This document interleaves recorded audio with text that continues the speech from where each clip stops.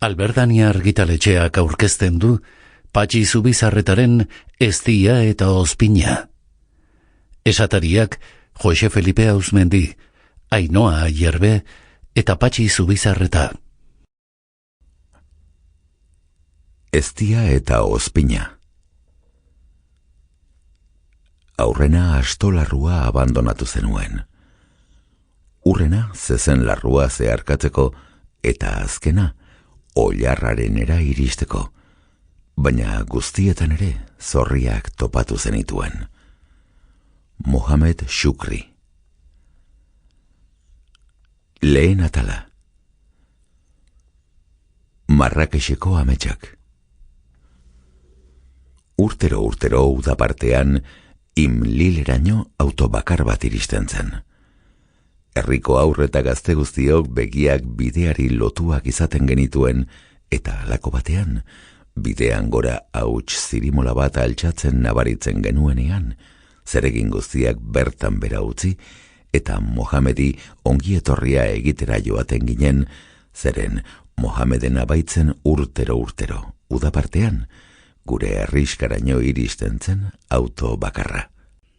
Bidera oiuka eta ziztu bizian ateratzen gintzaizkion, eta orduan berak Renault dotorearen lehiatilatik Frantziatik egarritako goxokiak botatzen zizkigun, purra, oioei bezalaxe.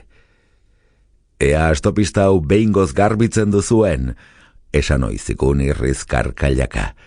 Hau alda herritarrak hartzeko modua? Mohamed gure anaia Abdeljadiren lagun mina zen, eta ni irrikatzen egoten nintzen haren berri izateko.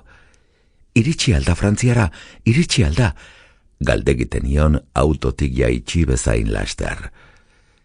Hala baina, Mohamedek lehenik Jamilarekin egon nahi izaten baitzuen, hari eskainiko zizkion urtean zehar gordetako musu guztiak, harentzat ekarriko zuen arribitxi edo zetazko zapi ederren bat.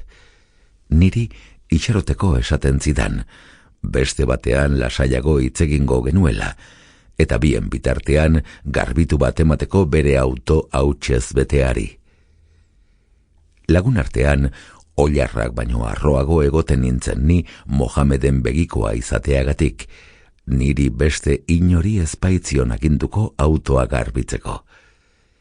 Eta ura Jamilaren etiketorri artean eta garbiketari ekin aurretik autoan sartu, volanteari heldu eta amets egiten nuen aurrena Marrakexera.